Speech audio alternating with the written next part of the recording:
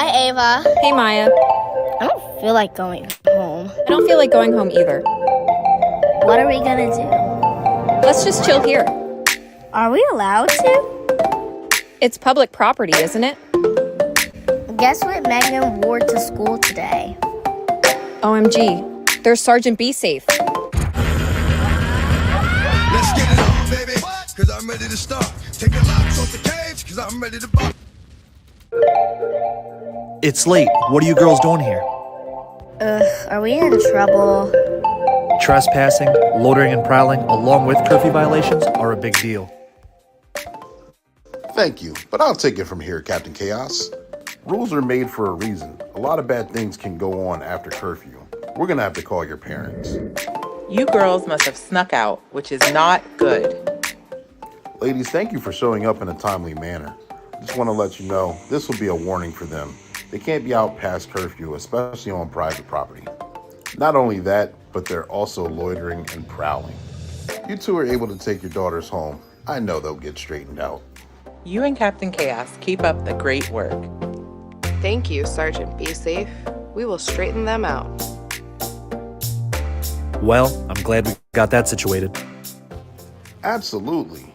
Seemed like a mistake that was innocent enough. I'm glad we got the opportunity to educate the kids and make their parents aware.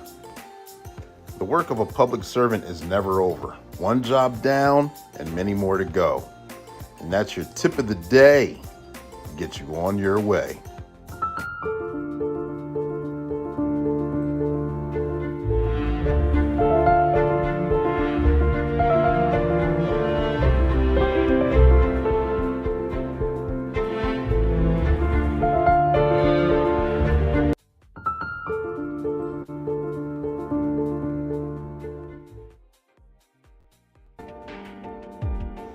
Welcome to Black and Blue, the podcast that's just for you.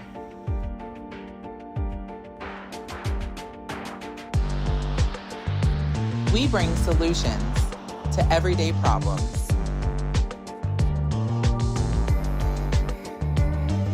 We are here to humanize the badge. By interviewing first responders and discussing their trainings, experiences, and publications. Black and Blue airs weekly at 7 p.m. Eastern Standard Time. Tune in.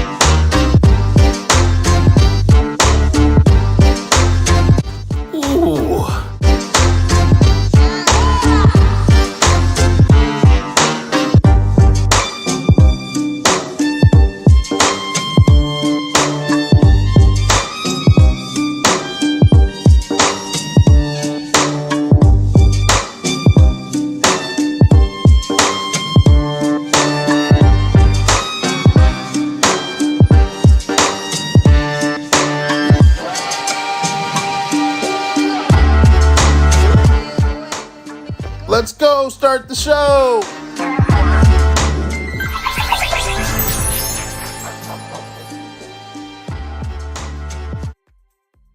And here we are again. We are back on the platform and we go live weekly at 7 p.m. Eastern Standard Time. This is the platform Black and Blue, where we highlight individuals who are first responders or in law enforcement, whether they're rookie season or retirees. And when we highlight them, we discuss their experiences, their publications, and their trainings. And we have a lot of fun doing it. I'm Coach Clee. I'm your motivational speaker, your empowerment coach, your author, and your favorite baker's favorite baker here joining you again today. And I got a special guest backstage right now.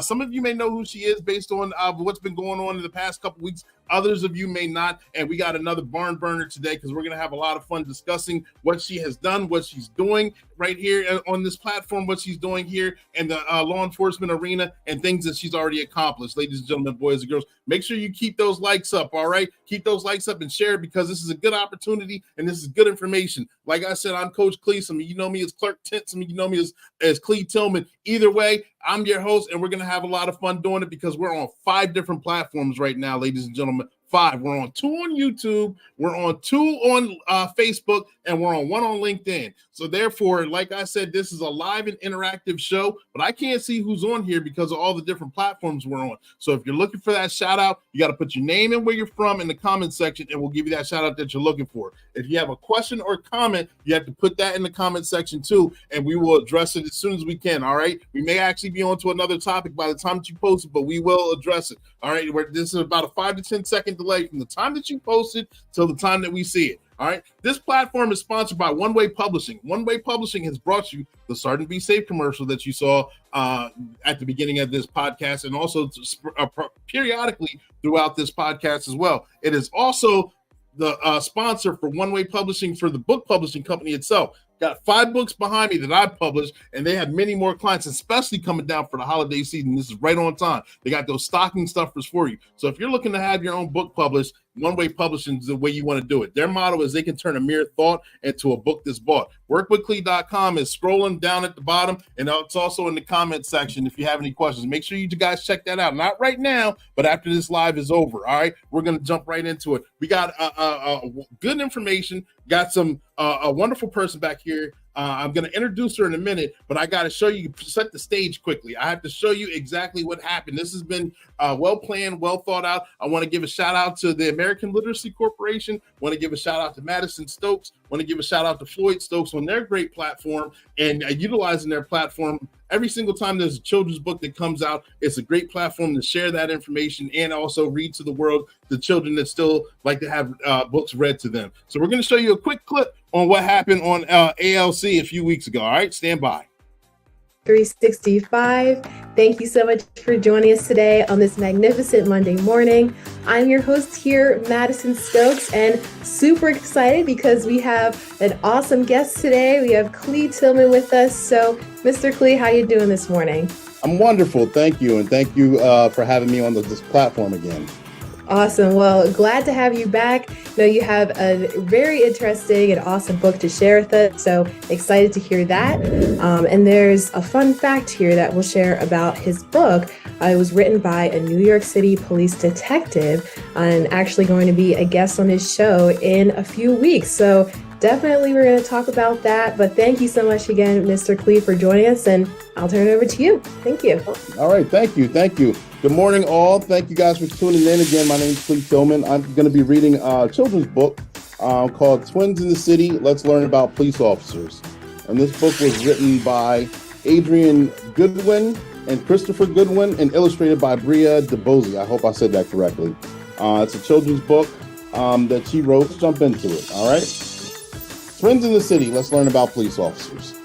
Twins Madison and Mia were excited to spend the day in the city with their parents. The city was busy. It was full of taxis, buses, people, and buildings that stretched to the sky. Soon after they arrived, the twins spotted a police officer on a horse. I wonder how police officers keep everyone safe in such a big city, Madison said. Mia, do you know what kinds of things police officers do? Well, I know they help people during emergencies, and they also keep us safe by doing things like crowd control and directing traffic, said Mia. Oh, and last week I saw a police officer talking to a business owner, said Madison. Wow, there's so many things police officers do in the community, Mia said. I wonder how they get to know everyone. Girls, Have you noticed that there are police officers who look just like you and me? Mom asked. They represent different cultures from around the world and interact with people daily while on the job and the community. You're right, Mom. I can see police officers who look just like you and me. She's brown-skinned with curly hair and has dark eyes, said Madison. Wanting to maybe start a podcast or a business or go for that dream that they have or that aspiration, maybe what are some, practicals or encouragement for them to just continue on and go for it? So stagnant water attacks mosquitoes. You got to move forward. You got to just jump in and do it. You got to take that leap. And it's more than likely not going to be perfect because even if you try something new, you're not going to be a genius right off the top. You're not going to be, you could be, but more than likely you're going to have to put in that work, put in those things. But the hardest part is getting started. And once you get started, it's kind of like a rocket ship taking off. It burns a lot of fuel taking off, but eventually it will get off the ground. And once it gets off the ground, it burns less fuel, but it's flying higher at a faster pace until it finally reaches its mark. So therefore, you're going to burn up a lot of energy. You're going to burn up a lot of resources in the takeoff. But the takeoff is important because once you get off the ground, it's smooth sailing. Wow. That sounds like a new intro to a book. I'm going to wait for that.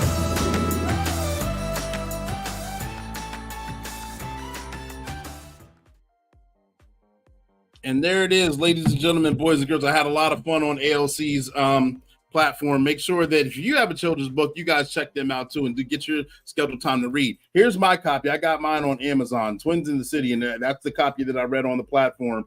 You guys make sure you do that. It's a perfect time to go ahead and get that because it's a good stocking stuffer. It's a good educational tool.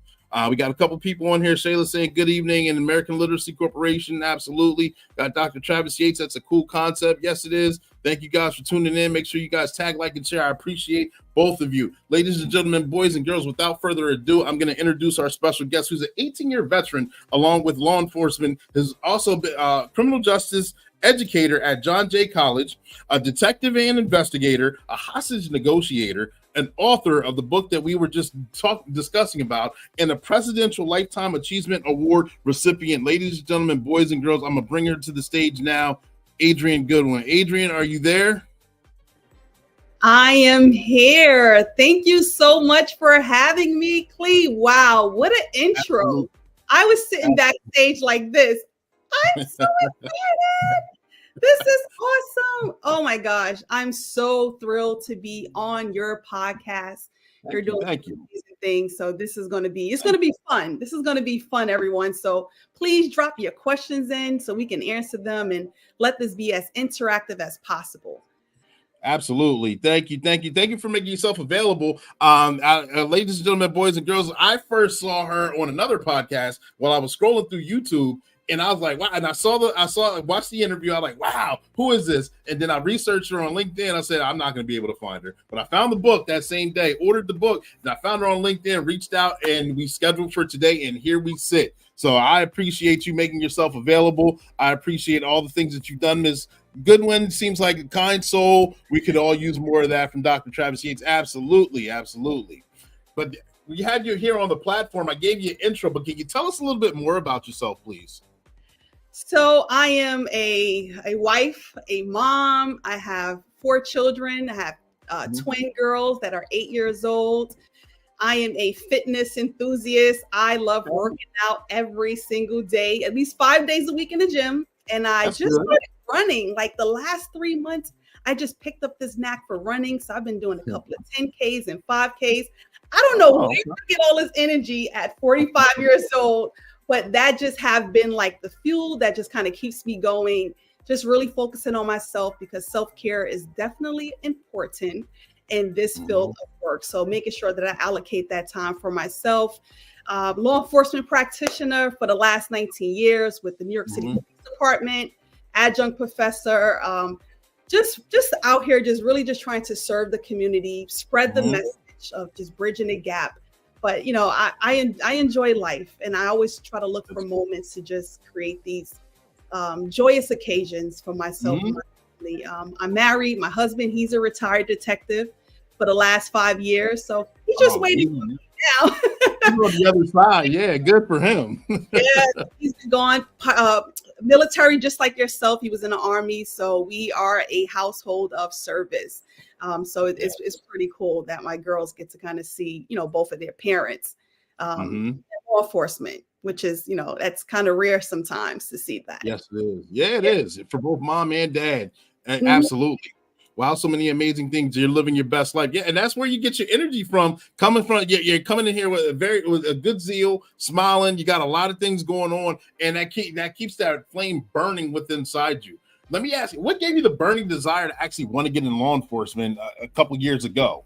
Oh, a couple of years ago. It's so funny. I started my career as a teacher. I was a second grade teacher before I switched over. I did it for a couple of years. And when I discovered Facebook, many moons ago, there was a classmate that I had in 7th grade. And she said, that was all you talked about was being a police officer. I was like, really? She was like, yes, I remember you in 7th grade saying that is what you wanted to be.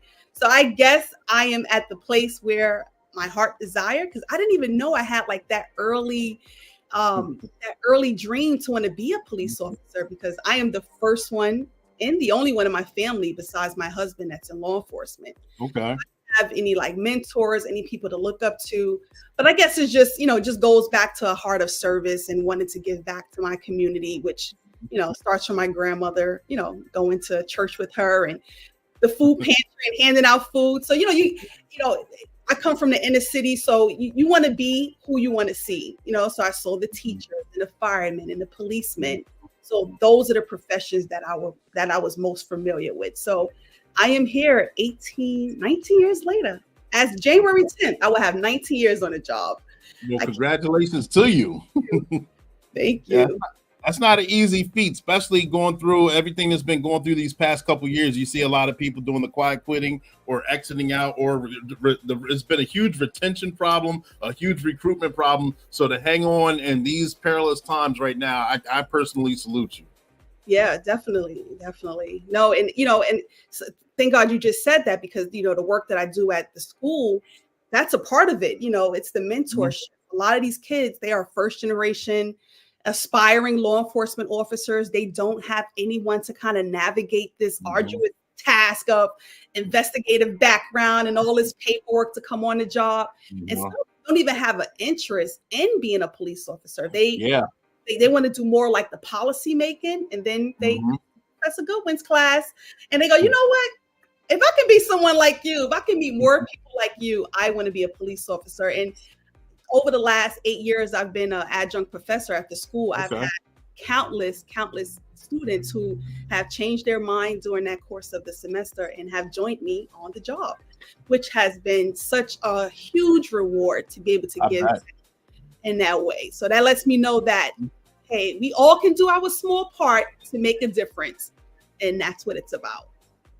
Absolutely. That's getting it right there, the ground roots right there, because like we said, recruitment is a huge problem. And I had someone reach out to me, and they were interested in no dig at them. They watched a little bit of CSI growing up and things like that. They're like, I want to get into police work too, but I just want to go straight into forensic. I want to analyze the crime scene and go find the bad guy. And I'm like, there's many steps involved before you get there, and understand that you got to work, most departments, most agencies, you got to work a certain level of patrol first before you can branch out. And like, oh, I don't want to do, that's the foundation. Then you start branching, and then having the conversation is most important, because a lot of the new kids, younger adults, don't realize the steps that you have to go through to get to where they potentially want to get to. Yeah, absolutely. It's boots on the ground. That's where you start off at, and then you can go to all of those specialized units that you and I are part of. But you gotta serve your time on patrol, serving the people in your city or whatever you work at, and then you can put in for those specialized units. Absolutely. So during your time of service, tell us about your presidential Lifetime Achievement Award from President Biden that you are a recipient of. How good of a feeling is that, and how did you earn that? Oh my gosh, I got an email that I was being nominated for this award. I didn't even know this award exists at all. So it's from AmeriCorps, and it's from the Office of the President of the United States. Uh-huh. Just a culmination of your service, your dedication to, the many hours you put into giving back to, bettering your community. So, it's just a testament to, sometimes your head is down, you're working, and people are just watching you. And that's what I attribute that to. Like, people see the work that you're doing. So I was just like, what? This is so cool. Like, oh my gosh. Just to be able to share these moments with my kids is just, I feel like I'm their superhero when they see me, achieving these different accolades in my career. But that's good. That's good. Because I don't have anyone, I don't have a model, I don't have a model. I'm the first one, for a lot of families. They have a legacy. They have their fathers, their grandfathers that were on the job. They can pass down so much knowledge. I'm just kind of navigating this space of like patrol and becoming a detective and becoming a hostage negotiator, which is, you really don't see that as well. A Black female hostage negotiator with the largest police department, and then teaching in this subject matter. I'm paving the way for other little boys and girls to come behind me and say, if she can do it, I can do it too. And that's just what it's all about. It's truly just passing the torch. It's not about keeping information for ourselves. And that is what service is, right? Day in and day out, whether we're on the job or off, we're always working and serving our community. Absolutely. And I'm pretty sure you're a trailblazer and pioneering the way for, like you said, little boys and girls to come behind you. And then they see your energy and they're able to, I'm pretty sure, I can't speak for it, but I'm pretty sure you're very approachable in all the different, not some of the classes you may give or pop-ups you may give along with kids. They may be there for boys and girls clubs, Girl Scouts, things like that, and having a one-on-one conversation, and they see your energy and like you're very easy to talk to, and you're actually doing this when the police officers that I see may be a little standoffish or not approachable, but you're actually shaking hands with me. I can actually come and ask you a question. You're giving me a smile with an answer. That's got to be a game changer in itself. You know what it is. And I tell my students, I tell people, we can't change the world at the snap of our fingertips, right? We can change the perception on how people think and feel about law enforcement just from our encounter. Like, we have to be truly responsible for what we do and what we say and how we make people feel. So that empathy goes the distance, right? It goes a long way. And we have to treat people the way that we want to be treated. That is the work of a public servant, right? That is the work of giving back. That is the work of ensuring that people feel included, people feel heard. Like, that is just what we do, is treating people with humanity. And that's what it's about. When you do that, you can smile and have a great career, like you can, because you do right by people. And that's what it's about. And I think that's the energy that I give off when I teach. Man, like, you're just so cool. I have a lot to be grateful for, to be honest. I am truly blessed to have this career, have the life that I have created. And I just want to just continue to just keep serving. So that's just, I can't say any more about that. Yeah, it comes across very easily. Absolutely. Got Seti P in here saying, good evening, sir. Thank you for tuning in, Seti P. Make sure you tag, like, and share. And there we go. See, I'm the perfect timing, Seti P, because therefore I was telling you about it earlier. Here it is right here. Twins in the City, the children's book right here. What inspired you to actually want to write and create and actually bring to life a children's book? So there were a couple of moments along my journey that sparked this idea. So number one, I was invited to a career day at a Girl Scout. It was a Girl Scout area. And I went to my local library to look for a police book. I only found one book. And I'm like, this book doesn't represent the people that I'm going to read to. Man, I wish I had a book. Then I started teaching at John Jay, and the subject matter that I teach is diversity in law enforcement.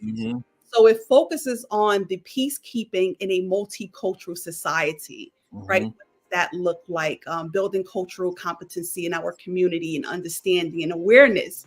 And as we begin to kind of like go down this path of looking at different ethnicities and the myths and the stereotypes and just how do we really forge this bond, I would have kids that would say, first, number one, I've never met African American detective or police officer in person, maybe on TV.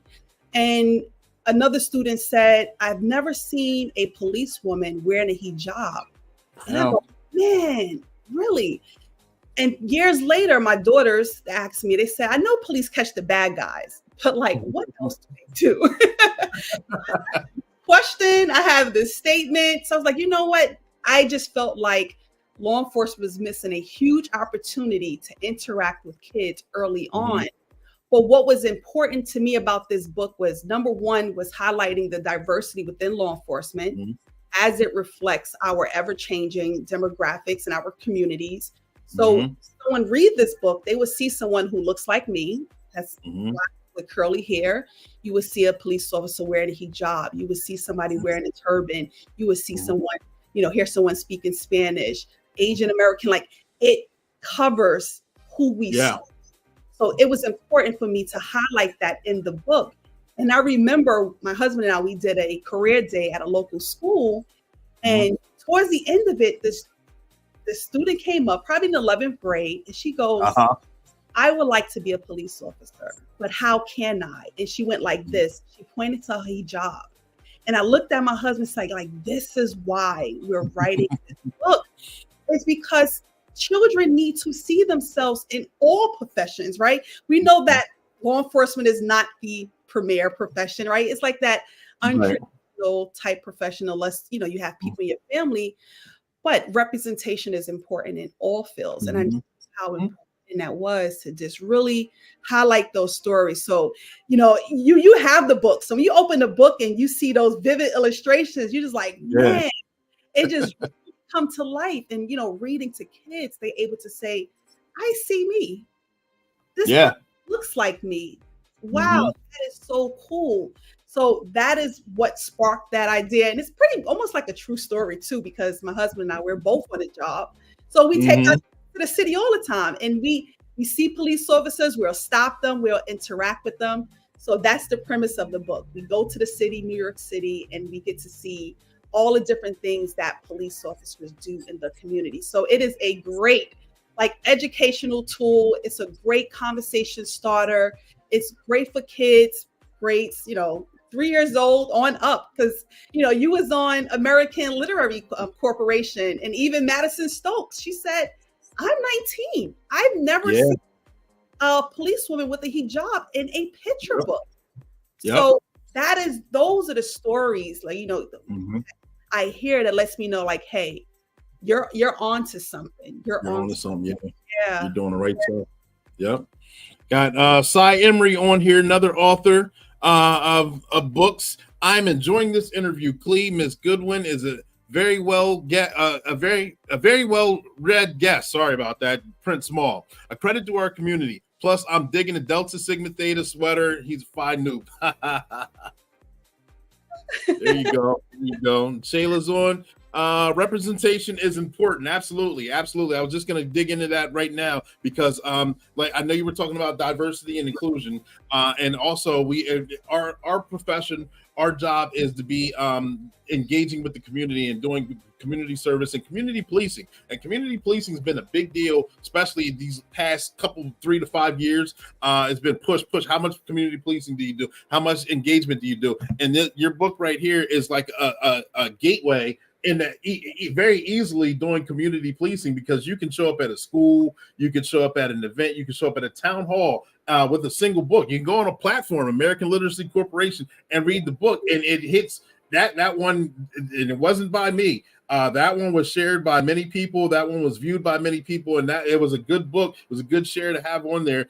How important is it to you to actually get out there and letting this be a segue in the community policing?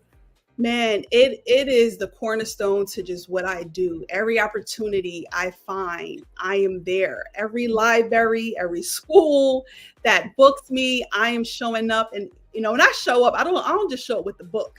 Like, I have a whole entire production that I show up with. It's one of them things like, wow, I didn't think author reading was like this. But you're interacting with young kids and, their imagination, and they want to see the colors and illustration and looking at picture clues. And I think that that's just so important. So they can, I have a trailer for the book as well that I highlight too. So it shows those important dynamics of what the book is about. But yeah, like every opportunity I get to just be in front of someone sharing, like you said, from the kids to the adults, they just go, I had no idea. I'm like, can you tell me more about this? You should have been in recruitment, because I probably would have been a police officer had I met you. But I think this is just the beginning. This book is very, very new. It's only been out less than 6 months. And and the traction it has gained has been like, wow. You saw this one, which is a huge international podcast, and front page papers, and people just reaching out to do stories about the book because it's different, it's unique. And then you're looking at my background and who I am, and as a mom, as a law enforcement practitioner, as an educator, all these different hats that I wear, I'm able to kind of live this in real life, in real time, because I have to have these talks too with my children. But I'm enjoying it. I'm telling you, when I retire, this is all I want to do. I do engagements and author visits at schools and just talk about building cultural competency and just really just highlighting conflict resolution skills that are needed in our school. So that is like the premise of everything that I do, is really bringing back civility. I think we kind of missed that a little bit, right? Bringing back civility in our schools so that we can create safety, inclusion, and building a brighter future for tomorrow. Absolutely. Couldn't have said it better myself. Good answer. We got Deborah Carter on here, Dr. Adrian, a much needed topic. Absolutely. Ladies and gentlemen, boys and girls, stand by. We're going to pause for the call. Sergeant Be Safe has a quick interjection. Then we're going to jump right back into this interview. So don't go anywhere. Stand by.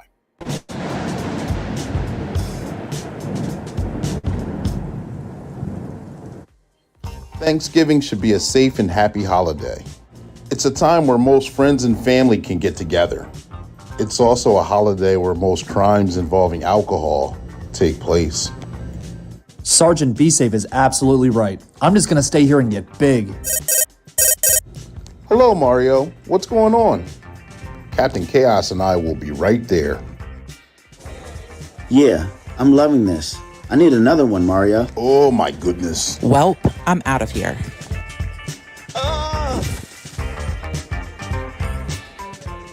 Sergeant Sefa, I need your help now. This is the worst holiday ever.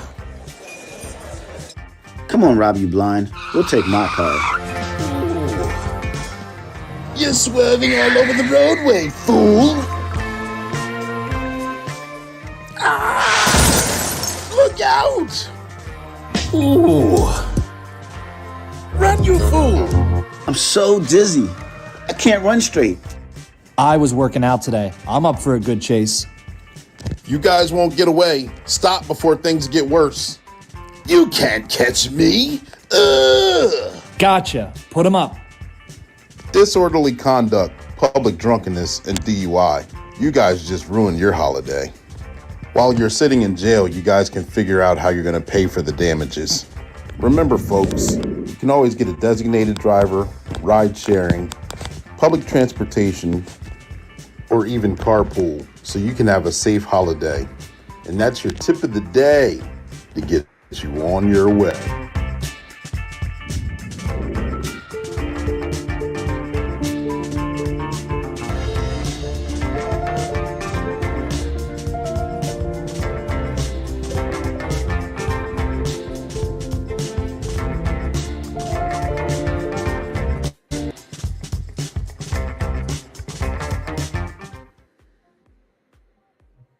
And we are back. I hope you guys like that cartoon by Sergeant Be Safe and Captain Chaos. When we're jumping back into this interview, got Adrian Goodwin here, and we're talking about Twins in the City, this book that has been highlighted. And I didn't know it was only out for almost 6 months now, so it's making waves already. Can you already started getting into it, how much has been making an impact prior to it was being published, now after it's already published, and where do you see it? What are some of your goals, maybe another 6 months to a year to 5 years from now, as far as this book is concerned?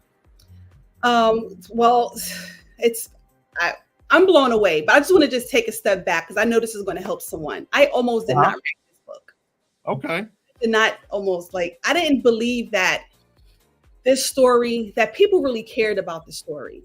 And I sat on this project for about 5 years. Wow. Yep. And it was during the pandemic. During the pandemic, my husband said, that's it. Go get paper from downstairs, the copy machine, fold it in half, make it look like a book, but you're going to start writing because you've been talking about this project for so long. I didn't believe that I was capable of doing it. So once I built my confidence and I said, you know what, this story is needed, right? I really had to tell myself that. And I decided to, like, you know what, that's it. And then once I kind of like surrender, like this whole thing, like, okay, I don't want to control this destination anymore. Right. So take over. And then like all of the seeds just started planting, I feel like we're just orchestrating every step from, I told you before, from the illustrate. I'm like, I need to illustrate. I go on LinkedIn. I'm like, there it is. Like every piece of information that I needed to put this project together, it all fell into place. So the preparation up to the launch was amazing. After the launch, I did what do you call, like a book launch. I had a local from the department come with his uniform on. That's cool. Shake hands. I mean, just the love to say this is definitely needed. So, we're on Amazon, we in Barnes and Nobles, we are in Walmart. I just found out that we are in another local bookstore in Ohio. I didn't even. Oh, that's nice. I'm gonna release that next week. But yeah, I just found that out the other day. So just want to make sure that I get this into every store in the community. And my goal is to have this book in every law enforcement agency. That is my goal. Like, I think every department can benefit from this book. This is a great tool for their community affairs, outreach, or their unit to use as a tool to help bridge the gap, because there's a department that does readings at school and they reading, Dr. Seuss books. I'm like, but you're a police officer. You should be reading a police book to the children. I've heard that. Yeah. There's some gaps that need to be filled, and I'm going to hit the pavement and make sure that Twins in the City stretches from not just here locally, but I definitely want to see this work on an international level and young girls there to see themselves in law enforcement, strengthening community, strengthening dialogue as well. That's my background, right, is hostage negotiation. So definitely want to build stronger ties within the community to equip them with the tools that they can negotiate the life that they want to live. And let's see where it goes from there. Yeah. So it's an inspiration to the youth that are watching you now, because there's an old phrase saying, when the student arrives, the teacher will appear. So you had to actually give yourself permission to accept the fact that, yes, you know what? I want to do this. You're going back and forth in your head and playing tug of war. And then when you finally accept it, like, yes, I'm doing this, and you start putting pen to paper and actually taking steps, moving toward accomplishing your goal, things miraculously fall in line. The law of attraction will occur. Thank you. You didn't need an illustrator. Bam, you found an illustrator. You're like, I don't know how to publish a book, but you just got started, and block by block started happening until the domino effect happened. And then eventually you got the finished product right here. And now you're sitting on multiple podcasts. You're doing showings. You're doing book launches. They're having this subject matter done to where you're looking to grow internationally. And I'm looking to watch you flourish. Absolutely. Got a comment here. Congratulations on your success thus far. This is needed. Looking forward to following your journey, by Shayla. Absolutely. Oh, thank you so much, Shayla. Yeah, it just goes back to truly believing in yourself and the power of storytelling, right? Like, we all have that very important story that's near and dear to our heart. And we may think it's small. Like, I don't think people are going to be really interested in this, but if it matters to you, it matters to someone else. So, write the story, whatever dreams that you're sitting on, just execute. I think once I really felt my confidence to say I can do and be anything. Like, I think even at 45, you're still dreaming and you're still wanting to become the next the next version of yourself. And I think that's what life is all about. It's that evolution of who we're always developing into. And that's the beauty that, we just try to just hold on to those moments and say, hey, we don't have to stay in a box. We don't have to stay in a box. We can flourish in other areas. But writing this book has positioned me for other opportunities, right? More speaking, more workshops. So had I not written this book, oh my gosh, had I not written this book, I don't even know all these opportunities that just fell on my lap would not have been. So the higher powers that be was waiting for me to show up. It's like, okay, like I already told you what you need to do. Like now I need you to execute, and I got you. But I need to trust and believe and have faith that what I gave you is for you. And once I did that, then the boldness, the confidence. I'm like, I'm in inboxes. I'm inboxing news reporters. Like that's how confident I'm. Like, no, you need this story. You like this is groundbreaking. This is breaking news. Like that's the confidence that you need to have about the work that you are doing. So I'm all for it. Yeah.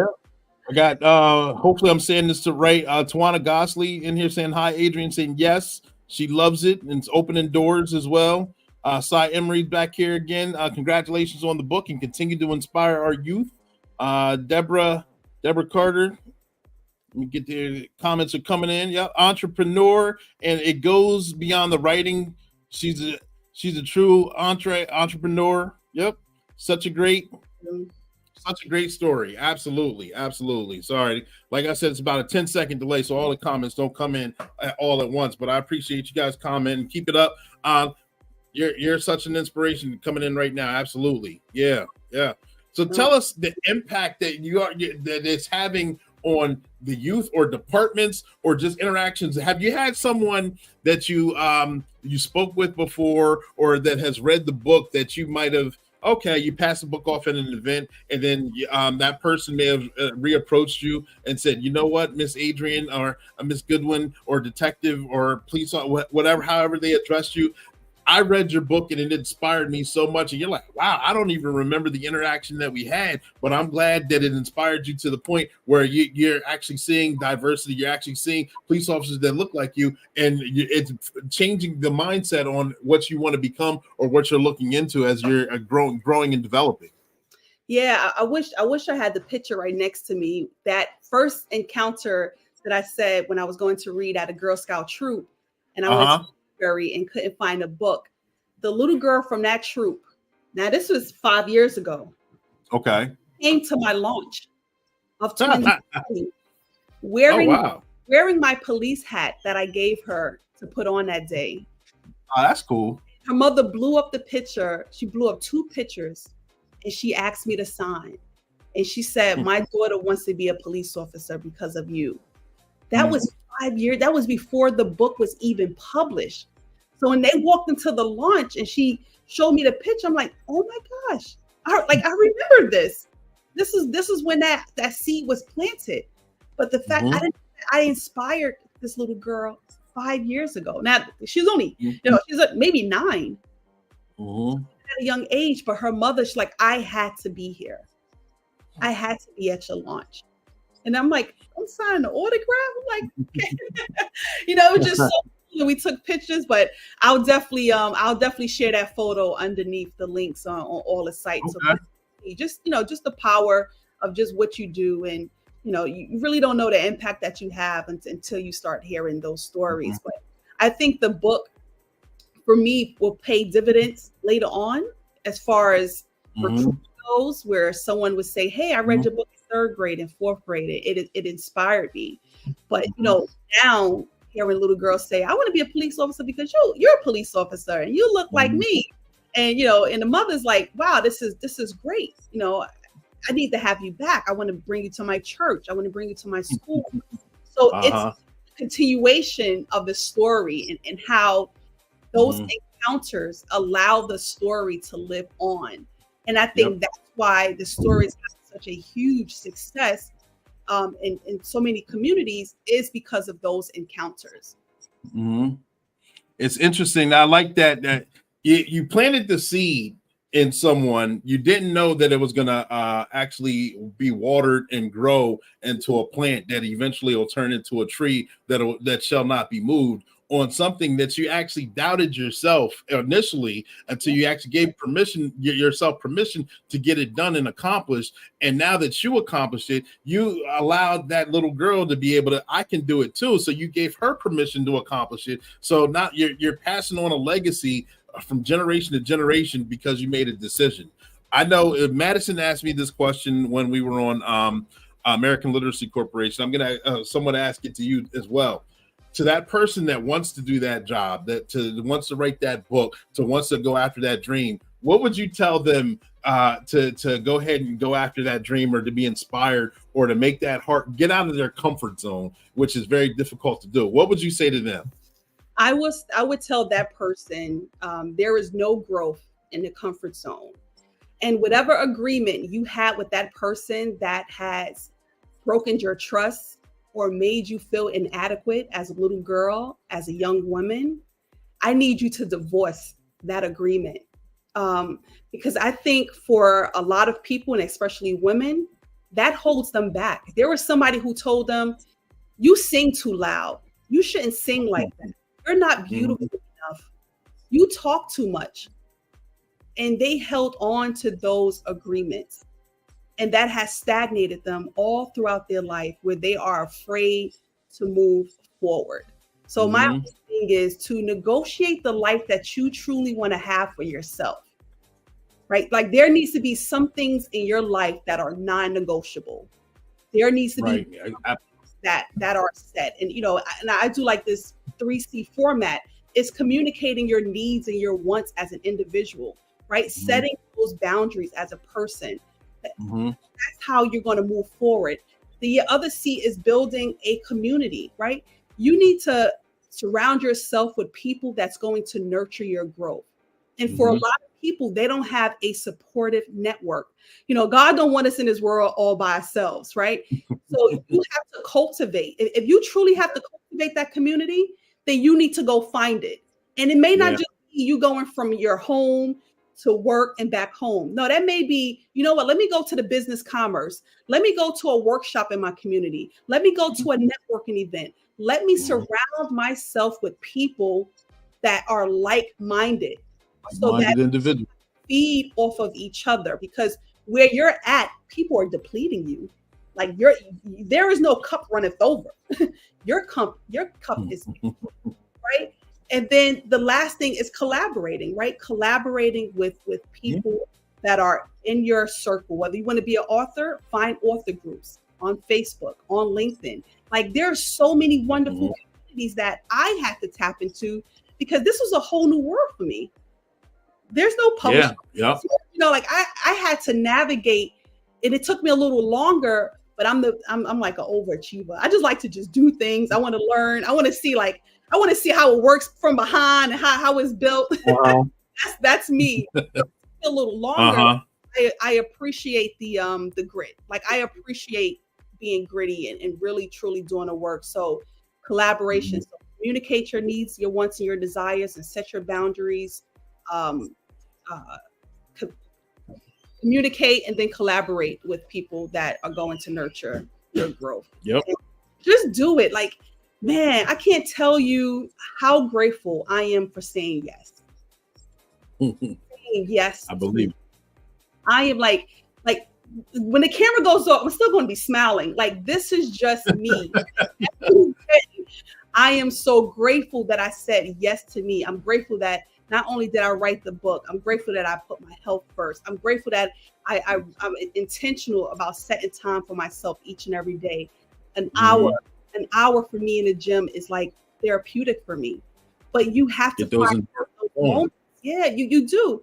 And it's not about the hustle and the bustle. We really have to pause and enjoy the view. And one of the things I started doing, I'll just tell you real quick. One of the things I started doing was, you know how sometimes you're just driving and you see some great places, whether it's a great water view, it's a great park, but you're always in a rush and you never able to stop. I started documenting places that I have driven by for years and never pulled over. And I just record myself like, man, have you guys ever gotten out your car and just stood here and looked at the water? It's like, man, I've been driving that bridge 30 years, that highway, I've never pulled over. You know, like it's a safe road, of course, but I've never stopped because we're always in a rush going. It's just a testament to truly how we need to be about the things that we truly want and desire in life. Yep. Got a couple comments on the floor. Jimmy Jamon Nelson's on here. That's when you're really a true inspiration, when you're impacting others unintentionally. Absolutely. Jametta Colston's on here. Yes. Representation matters and it creates a sense of belonging. Yep. Tawana, no growth in the comfort zone. That's good. And Jametta agrees with you, going from point A to point B and not actually stopping and smelling the roses, for lack of a better term. Yeah. No. Yep. Yeah, you gotta find that thing that moves you. You do. So that's a good point. Getting out of your comfort zone and taking the time for yourself and that therapy and the mental therapy. You say you take time to go to the gym to get you that kind of resets and get you back to your zero to rebalance. Yes. And mental health is a big deal in the community. And as far as our community, we're actually kind of touching on it a little more and law enforcement and first responders within these past couple of years, when it's something that's, I remember when I started, it was something that was swept under the rug. You see a traumatic scene, something that may or may not have bothered you, but you're told, okay, yeah, get over it, sweep it, be done with it, and move on to, because you still have calls stacked. So you got to go ahead and take care of other things. But actually, even though it's being dealt with more so and being brought to the forefront, you still have to take time in your personal life to actually recenter, re-zero yourself to make sure that you're good. So that way you can be, your cup is full. And when you start pouring out your service, you can be beneficial toward others. Yeah. No, when I do, have like hostage jobs, I take the day off the next day because mentally I am drained. I believe that. Drained. Like, some of them can be quick, some of them can be hours long of negotiating. It's not an easy task to do. I believe that. Trying to suppress your own emotions and then help somebody navigate through this dark space in their life. That's tense. You know what I mean? Like, people at the highest emotional state, and you're trying to, bring them down to a level where you can be able to talk to them on a rational level to get them to comply. I'm off the next day because I definitely need that self-care. That's a mental drain in itself. I know I've been on calls with hostage negotiators in certain aspects on performances of duty. I'm not one, but I've been there. I've seen them in the performance of their duty for high risk calls, or just being on the perimeter for those calls. I mean, just hurry up and wait. Doing that's draining in itself. So I can only imagine it's physically draining to be there, but then to actually think 2 or 3 steps ahead, try and figure out doing a background, not trying to give away too much, but who the person may be, what they if it's a mental health call, if it's, narcotics are involved, what it can be, and to come up with a peaceful resolution can be mentally taxing in itself. I'll just share one quick story because this is already public. I received an award from the American Suicide Society for a 5-hour negotiation. It was the lead negotiator, and this was a individual who was having marital problems. He had a firearm. He was barricaded inside of his apartment. This was the first time that the apartment had used a drone. Like just imagine downtown Brooklyn, high-rise building, so they're able to see where the gun is being placed. And I had coming into work, and I got the call that I was going to the scene, and I'm like, yeah, this not going to be called off. Like this call is serious. Like the highway blocked off, and by the time I started negotiating, it was literally a 5-hour negotiation. We were, able to come out and comply. And, he went on to receive medical treatment. But, when they called and they said, hey, we want to give you the Hope Award for deploying conflict resolution skills, like I was just overwhelmed with emotion. I remember I was at my desk and I was just crying because to save someone's life, like that is just, I don't even know where it comes from sometimes. Like I'm just like in this zone to just really, truly help someone find a piece of light in this dark space that they may have. To be able to deploy conflict resolution skills is just, I was bawling at my desk. I bet. And, one of the things that I kind of hung on, there's a whole process of how we do things. But one of the things I said to him, I said, you are a great father. He was like, no. I said, yes, you are. Like, you are a coach. Your kids need you. They have a base game coming up. Regardless of everything else that was going on, I had zoned in on what mattered to him. Like that little bit of hope was his children. And that is what I focused on. And he was able to come out, and hopefully he's all right. Hopefully he's all right, like you said, and congratulations to you on the job well done. Thank you. You're welcome. You're welcome. And Tawana said, surrounding yourself with like-minded people. Yes. And Deborah Carter, her authenticity is her main reason she's soaring to the next level. Absolutely. Let me ask you, we kind of touched on it a little bit with recruitment and retention within first responders and law enforcement. And all nationally and internationally, there's a big crisis on keeping the seasoned vets and also recruiting the replacements in this profession. How do you believe that your book can help bridge the gap, or at least deal with the retention problem, which is a problem in itself, but much easily, how do you think it can deal with the recruitment problem itself? You kind of touched on it. Oh yeah, definitely. Twins in the City can definitely aid in the recruitment efforts for any law enforcement, because that is where it starts, right? The earlier programs that we see in law enforcement are the PALs, is the the DARE programs that we see at schools. These are all geared towards steering kids in the right direction, being present in a non-enforcement way. I'm actually a board of directors for the Police Activity League in my community. So even though I serve my city, but my own community, I know how important it is to have representation on the PAL side as well.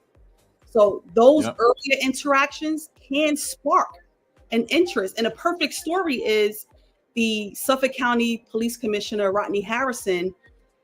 He started out at a PAL in Queens, New York.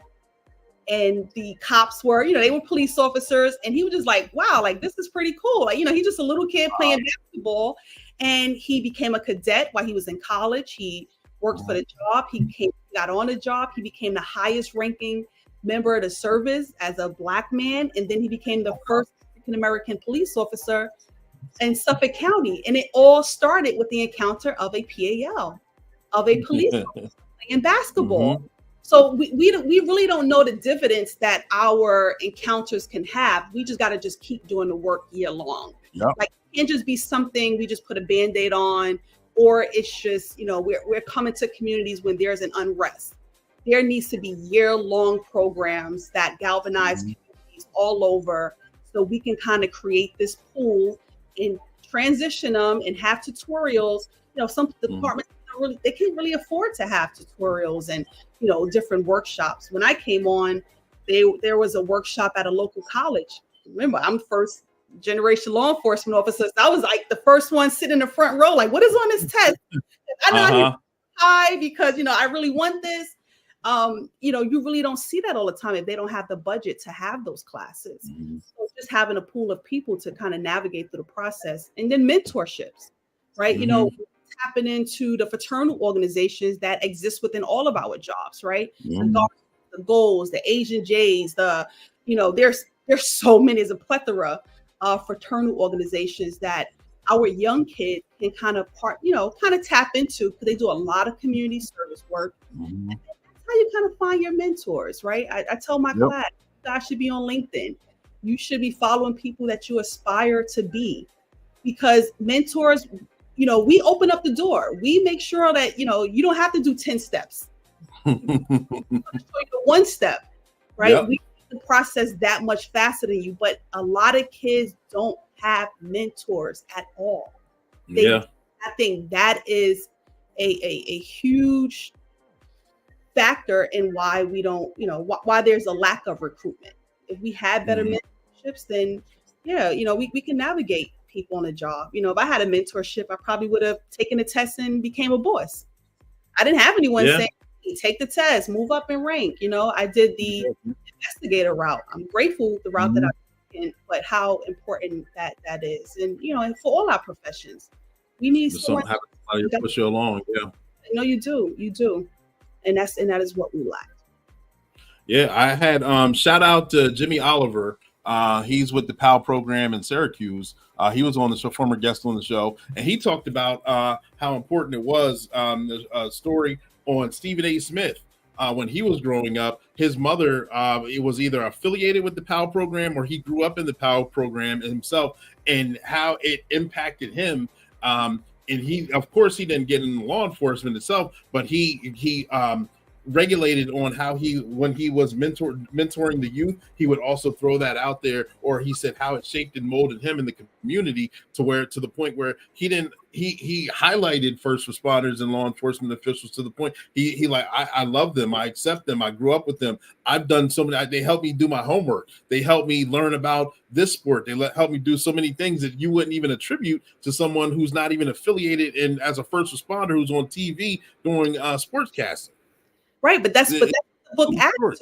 It's how do we become more familiar with law enforcement? Like, how do we really add to the basic knowledge that kids see? Before I read, I always ask the kids, what do police officers do?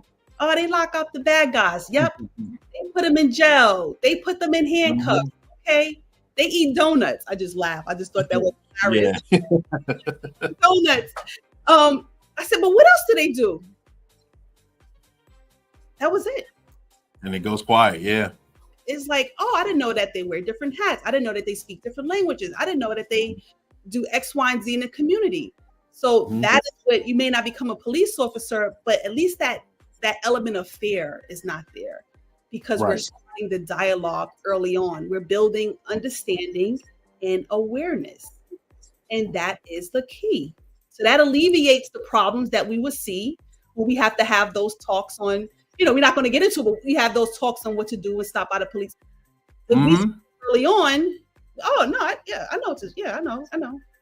Yeah. This is part of how it's going. Okay, bam. I'm on my way. Thank you.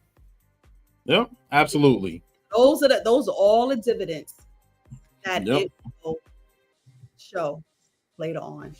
Yep. Ladies and gentlemen, boys and girls, we're going to pause for the calls. We're starting to be safe, and we're going to jump right back in. So if you have your questions, if you have your comments, get them ready, because we're going to jump right back into it right after this segment of Starting to Be Safe. Oh, they tried to fool me. Hold on. We're going right back.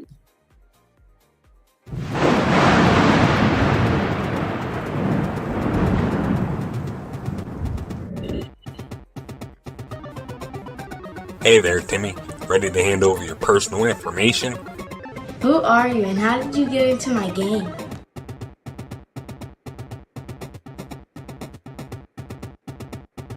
Hold it right there. Sergeant Be Safe is here to put an end to your mischief. That's right. We won't let you get away with this, Chance Wilder.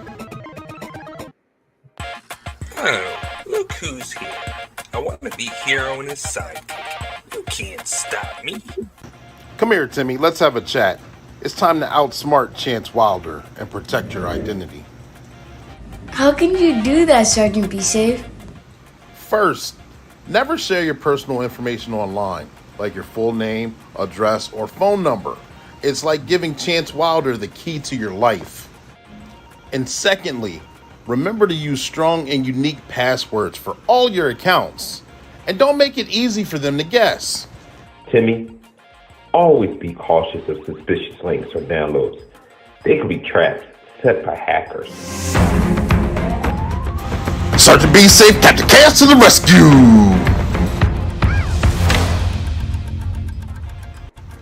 Now let's show Chance Wilder what we're made of. Captain Chaos, initiate firewall defense. Together we fight crime and keep everyone safe. No fair. You can't stop me. Oh, but we can, and definitely will. Together we can protect ourselves and stay safe online. Yes, we did it! Timmy, we did it! We showed Chance Wilder that we won't let him win. Good work. Did you, Sergeant Be Safe and Officer Bite? Now I feel more confident staying safe online. I'm proud of you, Timmy. Remember, open communication is key. If you ever come across something suspicious or feel uncomfortable online, talk to me or another trusted adult. Absolutely, Mr. Johnson. It's important to have a support system and work together to keep our online experiences secure. I learned so much today, Dad, and now I'm going to be more cautious and more responsible online. That's my boy. Together, we'll navigate the digital world safely and have fun while doing it. Well, Captain Chaos and Kraken are going to go arrest Chance Wilder, and I bid you and Timmy a good night. Come out with your hands up.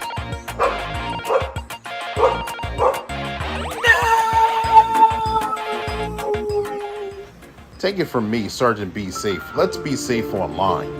And that's your tip of the day to get you on your way.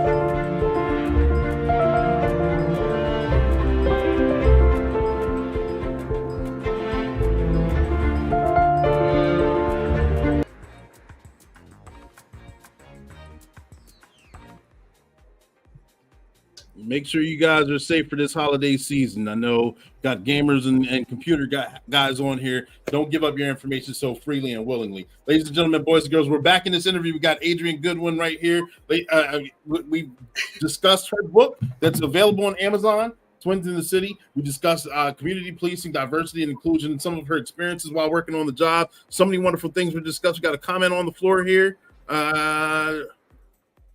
I love Sergeant Be Safe cards. Thank you. I appreciate that, man. I love it. That's a friend of mine with a hook. But before we go, Adrian, let me ask you this. Through the course of conversation, I may have forgot to ask you something, or I may have jogged your memory on other things that you may have wanted to cover. Is there anything else that you wanted to discuss or share with us? Right now, the floor is yours.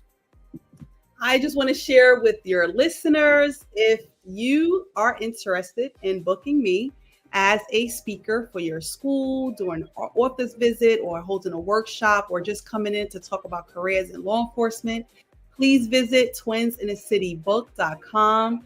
I would be delighted. I can do a virtual event as well if you live far.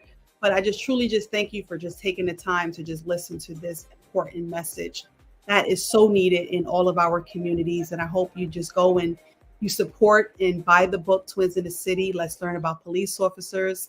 And I just truly appreciate each and every one of you. Absolutely. We truly appreciate you making yourself available and coming on the platform. Twins in the City, like I said, is in the comment section on the Facebook pages and on the YouTube pages, not on LinkedIn. For whatever reason, it won't let me post on LinkedIn while I'm live, but it will make sure it gets there. It's also scrolling below. twinsinthecitybook.com. The website's right there. So, ladies and gentlemen, boys and girls, make sure you guys check that out. All right. Thank you guys for tuning in. We had a lot. Adrian, I had a lot of fun with you here on the show. It was a pleasure to get to meet you. It was a pleasure to have to read your book. And we got let me get this heckler right here. I actually found the picture I was talking about. I don't know if you guys could see it. So that is the picture from her Girl Scout troop 5 years before the book was published. And she's holding an NYPD sign and my hat. Came to the book launch and she said I inspired her. So I looked for the picture while we were on break to share. There we go. I'm glad you were able to share that. Thank you. Yes, it was a great live. Absolutely. I appreciate. We're gonna make sure when things are flourishing, we're gonna truly invite you to have you back on the show. We got to keep this train going. We go live at 7 p.m. Eastern Standard Time, ladies and gentlemen, boys and girls. This is Black and Blue. This is the podcast where we interview first responders and law enforcement officials, whether they're rookie season or retirees. And when we interview them, we talk about their training experiences and publications. And November, I told you, was going to be a tremendous month. We had a lot of fun November. We're moving the train forward in December. We got a nice lineup. We got barn burners coming down. Make sure you guys tune in, tag, like, share, get this information out, because it's not just me. I'm making sure that we get this information out for all of us. We got individuals like Adrian coming on here, sharing her book that's available. Make sure you guys get your copy. It's stocking stuffer right before the holidays, and we're going to have a lot of fun getting this information out here. Thank you guys for tuning in. I'm Coach Clee. I'm your motivational speaker, your empowerment coach, your author, and your favorite baker saying 10-4 over and out. We love you. Peace.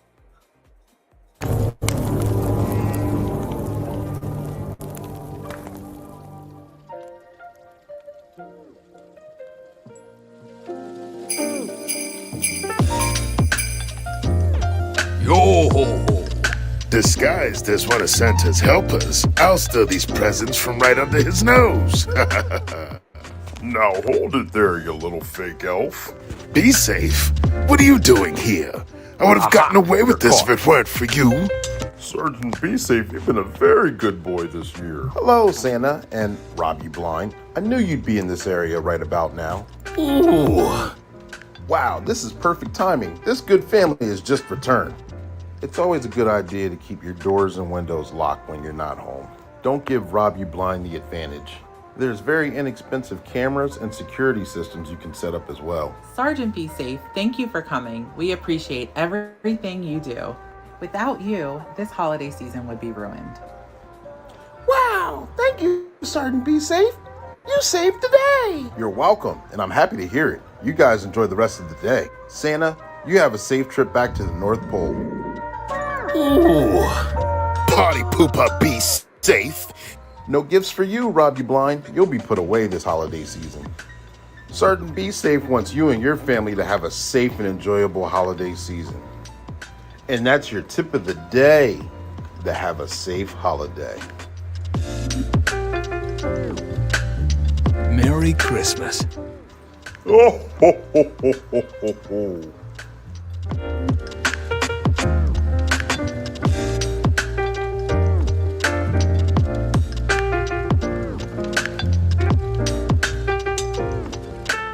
Subscribe now.